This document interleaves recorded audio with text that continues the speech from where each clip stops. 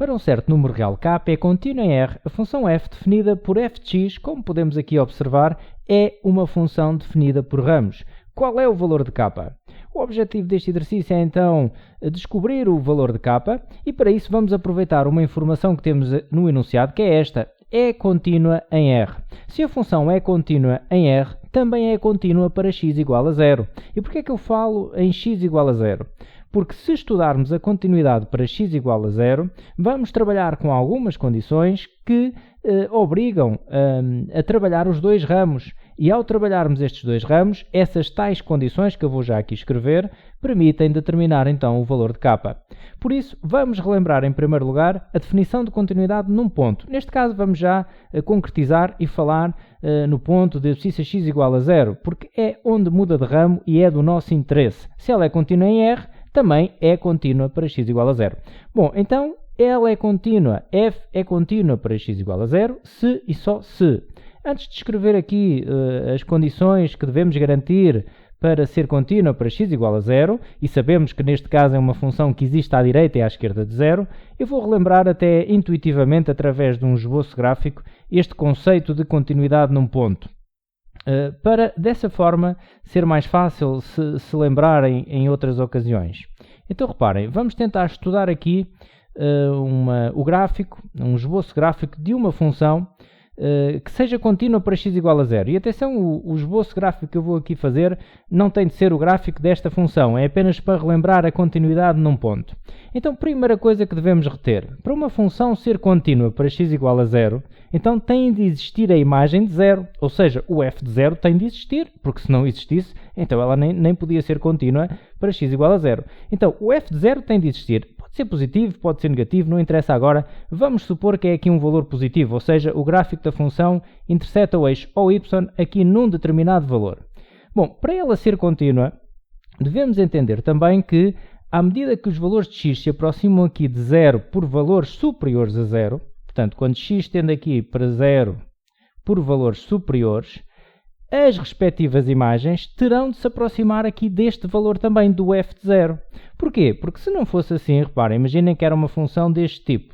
Vinha, portanto, as imagens, à medida que x se aproximava aqui de 0 mais, tendiam aqui para um valor diferente. Então já não era contínua. Havia aqui uma interrupção, dava aqui um salto, já não era contínua para x igual a 0.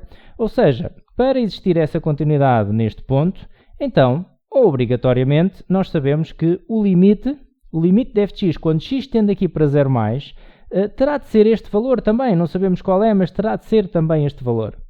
Bom, a mesma coisa acontece quando x tende aqui para 0 menos. Portanto, as imagens dos valores de x, quando x tende para 0 menos, também terão de se aproximar deste valor, porque senão também não seria contínua. Por isso, temos aqui uma situação destas.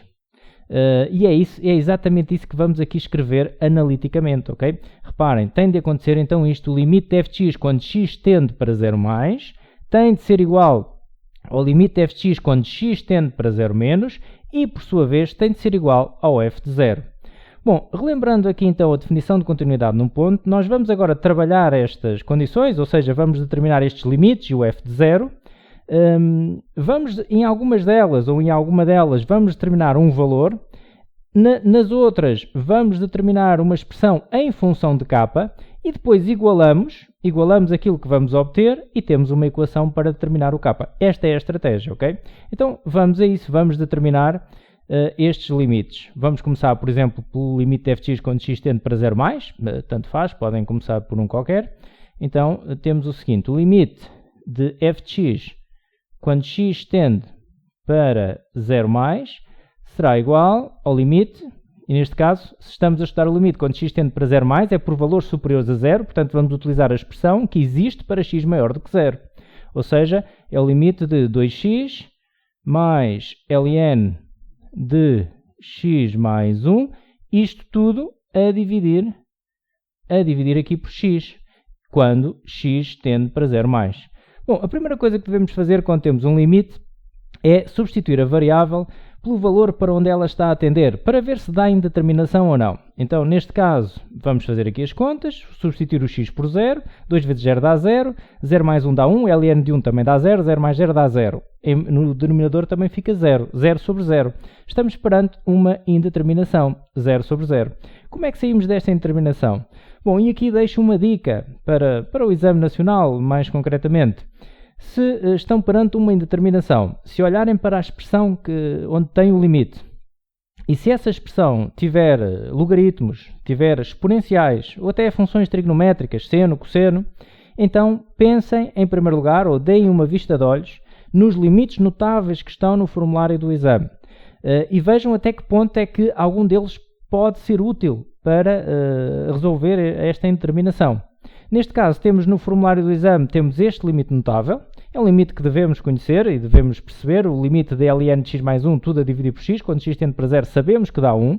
E podemos utilizar este limite para sair de certas indeterminações. Ora, nós visualizamos logo aqui algo que pode ser útil, não é? Então, basta separar esta fração numa adição e temos logo o limite notável e vamos aproveitá-lo para nos ajudar a sair desta indeterminação. Então, separando aqui na adição, ficamos com o limite de 2x a dividir por x, quando x tende para 0 mais limite de ln de x mais 1 sobre x, quando x tende para 0 Agora podemos simplificar este x com este x, corta. Costumamos dizer que corta, não é? Simplifica aqui. Ficamos com um limite de 2, mas o limite de uma constante dá a própria constante. Portanto, aqui ficamos com 2. 2 mais.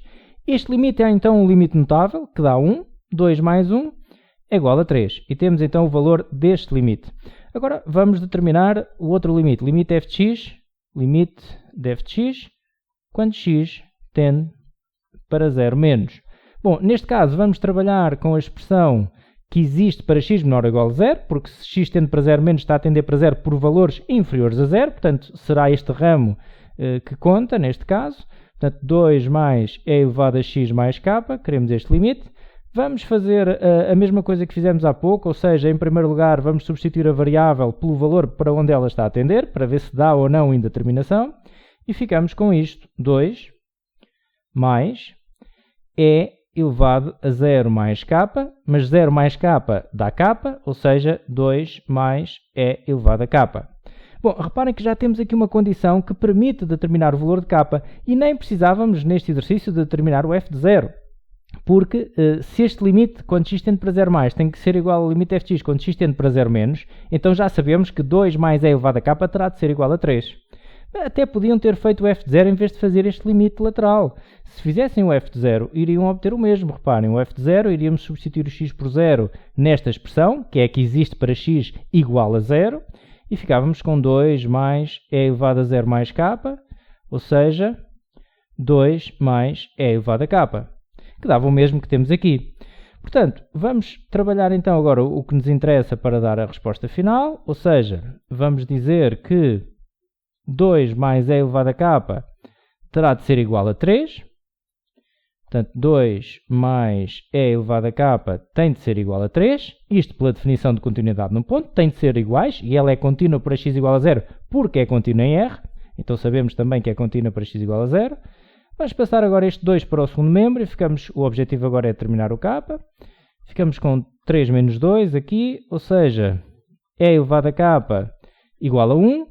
E agora até podemos determinar aqui o k por dois processos distintos, que no fundo vão dar ao mesmo valor, tem de dar, não é?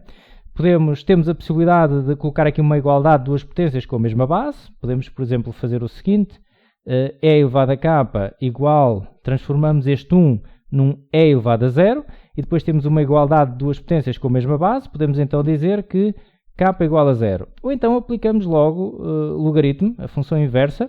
Portanto, e elevado a k igual a 1, fica k igual a ln de 1. Mas ln de 1 dá 0, por isso daqui vamos obter k igual a 0. Bom, k igual a 0, está a resposta dada, neste caso é a resposta A. Então, muito obrigado por assistir e até uma próxima!